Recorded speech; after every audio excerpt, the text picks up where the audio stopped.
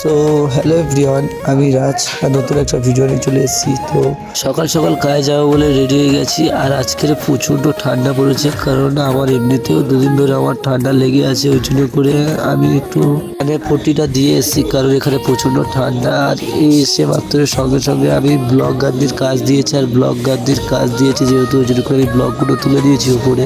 ভয়েসটা আমার একদম বসে গেছে ঠান্ডা লেগে, তো তোমরা একটু ম্যানেজ করে নিও প্লিজ। আর তারপরে ওখান থেকে আমি লেভেল পাইপ দিয়ে এসে একটু লেভেল চেক করছিলাম, কারণ এখানে দেয়ালে অনেক গন্ডগোল আছে।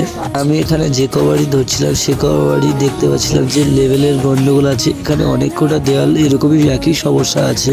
আমি ওখান থেকে বেরিয়ে গেছি। বেরিয়ে যাওয়ার পর কিছুক্ষণ বাদে দেখতে পেলাম যে আমাদের পাশের রুমে একটা মেশিন নিয়ে এসছে। তো এই মেশিনটা রোড সমান করা মেশিন। আমি আগেও বলেছি আমার ভয়েসটা ভালো না, তো ক্ষমা করে দিও প্লিজ। আর এখন করে বেশি ভিডিও বানাতে পারছি না।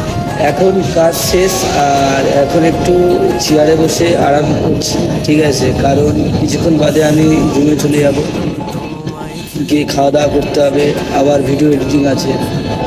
তো এইভাবে আমার 1 মাস হয়ে গেল বিদেশে। এরমভাবে আমার জীবনটা কাটছে। তো কী করবো, টাটা।